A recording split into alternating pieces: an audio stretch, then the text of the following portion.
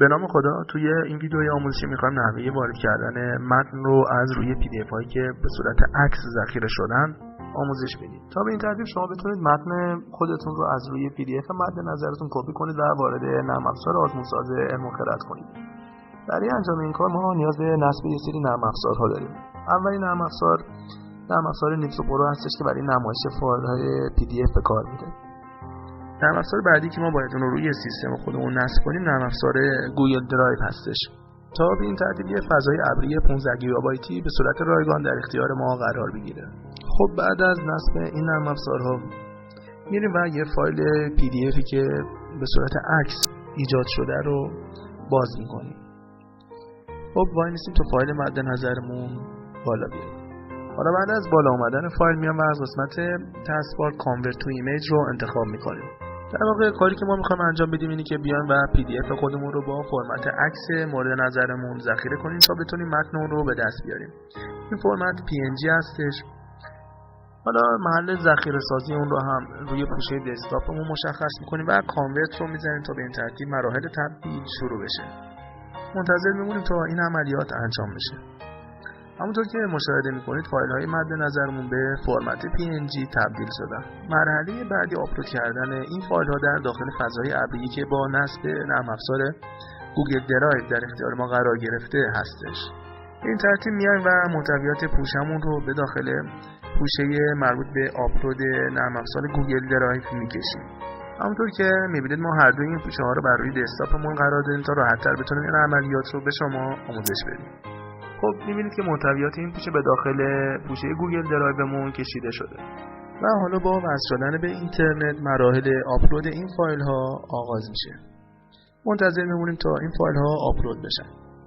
خب همونطور که مشاهده میکنید فایل های مورد نظرمون به داخل فضای ابری گوگل درایومون آپلود شدن که این رو میتونید از روی تیک های سبزی که بر روی فایل ها خورده متوجه بشید. مرحله بعدی رفتن به فضای ابری گوگل درایومون هستش. بعد از باز شدن گوگل درایو به تب گوگل فوتو میریم. با توجه به اینکه ما PDFمون رو با فرمت عکس آپلود کردیم. در اینجا شما میتونید فایل های آپلود شده رو مشاهده کنید که با باز کردن این پوشه هر کدوم از این عکس ها رو میتونید ببینید. مرحله بعدی اینه که این عکس ها کلیک راست کنیم و از بخش Open with Google Docs رو انتخاب کنیم و این کار برای هر کدوم از این عکس ها انجام بدیم تا به این ترتیب محتویات این عکس ها به صورت متن برای ما نمایش داده بشه و ما بتونیم اونها رو کپی کنیم و در داخل نرم افزار خودمون مورد استفاده قرار بدیم.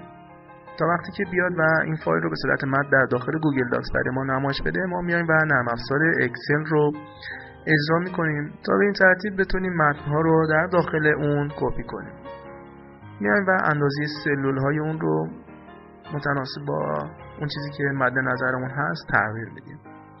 برای آشنایی با نرم افزار اکسل و کار کردن با اون میتونید ویدیوهای مربوط به بارگذاری سالها از داخل این نرم افزار رو مشاهده کنید.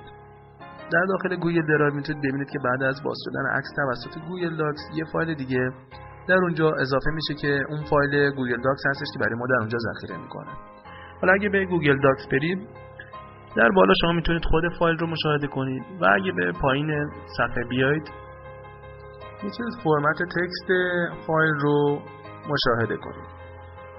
در اینجا ممکنه که بعضی از سوال‌ها یه مقداری به هم ریخته به نظر بیان، اما شما میتونید بیاید و سوالات رو جدا کنید و اونها رو در داخل نرم افزار اکسل بکشید. برای مثال ما این قسمت رو کپی میکنیم و وارد نرم افزار اکسلمون میکنیم.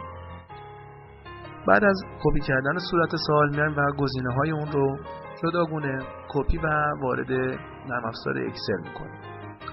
شما میتونید این کار رو برای هر کدوم از اون عکس ها انجام بدید و سوالهای داخل اونها رو کپی کنید تا به این ترتیب دیگه لازم نباشه بیاید و برای ایجاد آزمون سوالات رو از روی عکس تایپ کنید.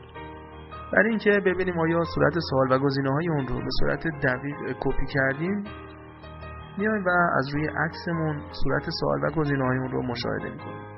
و همونطور که می‌بینید گزینه الف و جیم رو ما وارد نکردیم که اون رو دستی تایپ می‌کنیم. همینطور صورت سوال رو هم درست مشابه با خود عکس در میاریم. خب میتونیم بیایم و این کار برای هر کدوم از این سوال‌ها به صورت جداگانه انجام بدیم. برای مثال اگه بیایم و سوال دوم رو هم درست مشابه با سوال قبلی کپی کنیم و به داخل نرم افزار اکسل بکشیم، بهتر میتونید کاربرد گوگل داکس رو متوجه بشید. امیدواریم که این آموزش مثمر ثمر واقع شده باشه. با تشکر.